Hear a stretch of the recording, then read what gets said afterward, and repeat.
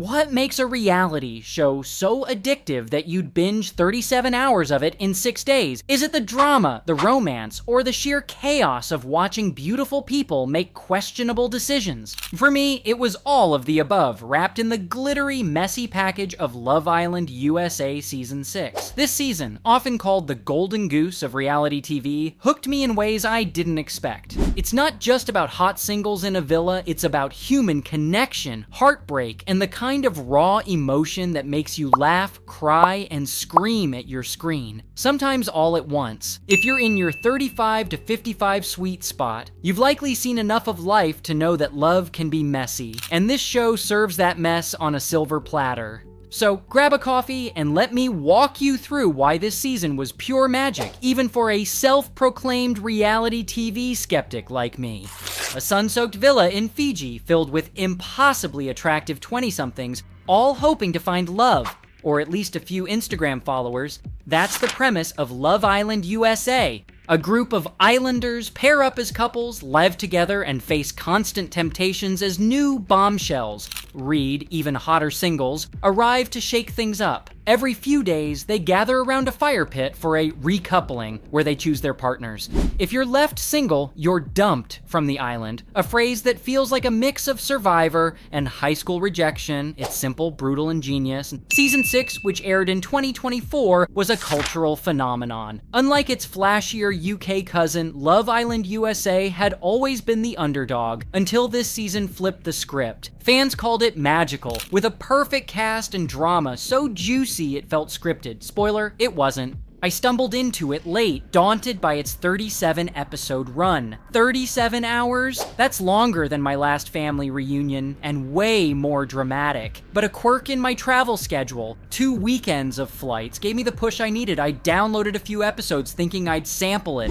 6 days later, I devoured the whole thing. If that sounds impressive, it's not. It's a cry for help. But I'm here to tell you why it was worth every second, and I'll break it down so you don't need to watch a single episode to feel the thrill. The heart of Love Island is its cast, and Season 6 delivered a group so dynamic they felt like friends by the end. Let's meet a few key players, starting with JaNa, the woman you can't help but root for. JaNa's got charm, wit, and a flirt game so smooth it's almost criminal. She's the friend who lights up a room but might accidentally steal your crush with a single smile. Then there's Leah, the season's breakout star, whose infectious energy and sharp tongue made her America's sweetheart. And Rob, aka Snake Man, a snake-wrangling, introspective guy who became my personal favorite, don't judge. These three, along with a rotating cast of 17 islanders at one point, created a soap opera of love triangles, betrayals, and moments so raw they hit you right in the chest. The show's genius lies in its pressure cooker. These people are stuck together 24/7 with no phones, no privacy, and cameras catching every tear and tantrum. They're told to explore connections,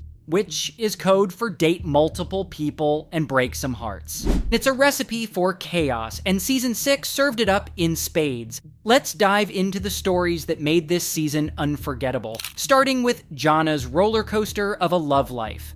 JaNa walked into the villa with confidence and a plan. On day 1, as is Love Island tradition, the women choose their initial partners. JaNa, along with 2 other women, gravitated toward a 6' 8" mystery man. Does he have a name? Barely matters. He's gone fast. Why 6 feet 8 inches? Because height wins in this game, and the tall guy always gets the first pick. He chose JaNa, and they became a couple. But here's where it gets messy. 6 feet 8 inches was a rock. Not a charming Dwayne Johnson rock, a silent, stoic boulder who locked his feelings in a vault and threw away the key. JaNa, ever the optimist, tried to crack him open. "Hey, can we talk about your feelings?" she asked. His response?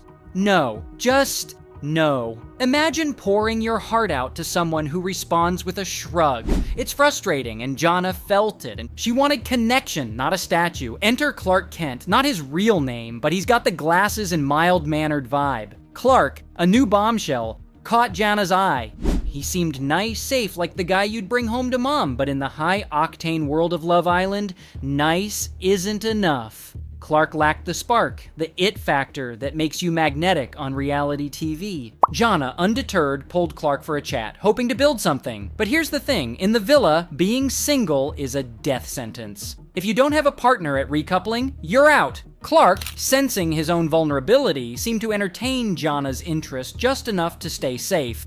It was strategic, not romantic. JaNa, bless her heart, didn't see it. She gushed about him, saying, "I wish other girls could have you. You're so great."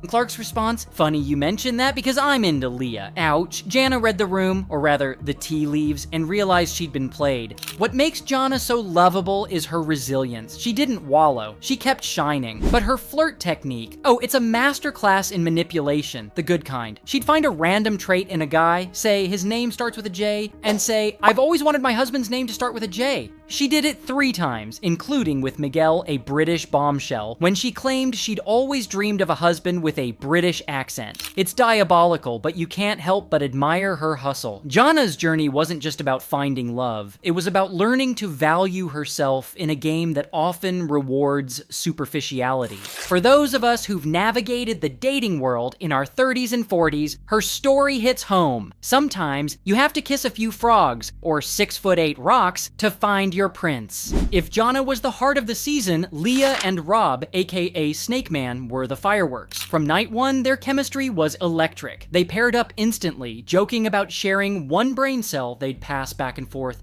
"Hand me the brain cell," they'd say, laughing like old friends. It was the kind of connection that makes you believe in love at first sight. Rob, a snake wrangler with a tattoo to match, was an oddball in the best way. He'd wake up, head into the woods, and catch snakes for fun. Why? Because I want to. His quirks, paired with his genuine nature, made him a fan favorite. At least for me. But paradise doesn't last long in Love Island. Enter Liv, the first bombshell who had the power to steal any guy. She chatted with Rob and their vibe was fine. Not flirty, just fine. Rob even told Leah, "She's not picking me, don't worry." Famous last words. At the fire pit, Liv chose Rob, leaving Leah single and stunned. The betrayal wasn't just romantic, it was personal. Leah felt lied to, and the trust they'd built crumbled. Rob, to his credit, tried to salvage things. He pulled Leah aside, whispering, "When I give you the signal, meet me at the dock." Later, he popped out from behind a pillar, giving her the signal like a rom-com hero. It was adorable, the kind of gesture that makes your heart flutter. But just as they started rebuilding, another bombshell arrived. Andrea, a super hottie who zeroed in on Rob. Suddenly, Rob was torn between 2 women, Leah, his original spark, and Andrea, the new temptation. The producers, gleefully stirring the pot, encouraged him to explore connections, but exploring meant hurting someone, and Rob wasn't ready for that weight.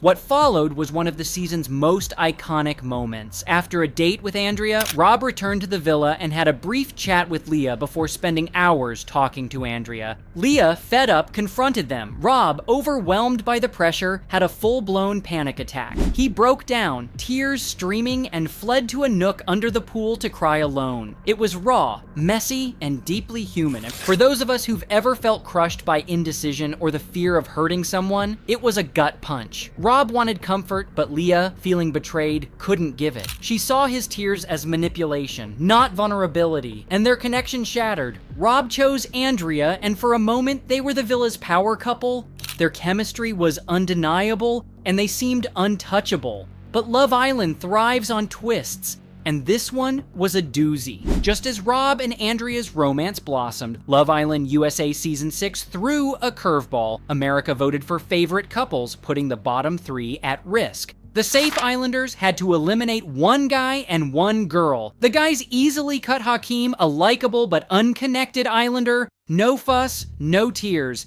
The girls' decision, however, was pure drama. Andrea, Nicole, and JaNa were on the chopping block. JaNa had no strong connections. Nicole was juggling 2 guys, and Andrea was tight with Rob, the villa's strongest couple. JaNa seemed the obvious choice, but Leah, Serena, and Kaylor declared, "We're keeping JaNa." Loyalty won, and they shockingly voted out Andrea. The camera captured it all. Serena's announcement, Rob's disgust, Andrea's tears, and Aaron's baffling sobs. The boys were stunned. "She's in the best couple," they argued. Miguel called it illogical. Rob threatened to leave, delivering dramatic eye rolls and a "I'll see you again" speech. Serena snapped, "You're not going anywhere." The villa erupted. Some speculated the girls doubted Andrea's intentions, a hunch later backed by her post-show social media shade. This wasn't just drama, it showed how loyalty can trump logic. A lesson for anyone who's navigated friend group tensions. Rob stayed, but the rift set the stage for more chaos. With Andrea gone, JaNa saw a chance for Leah and Rob to reconnect. Leah, stuck with Clark and his uninspiring skinny jeans, was open to it. But rumors swirled that Leah had pushed Andrea's exit to win Rob back. Rob investigated, and Leah claimed she'd stayed neutral to avoid blame. When he checked with Liv and Kaylor, Liv was livid. Leah was all in. The truth? Leah voted for Andrea but wasn't the mastermind. Still, Rob felt manipulated and shut her down. My doors are closed, windows boarded.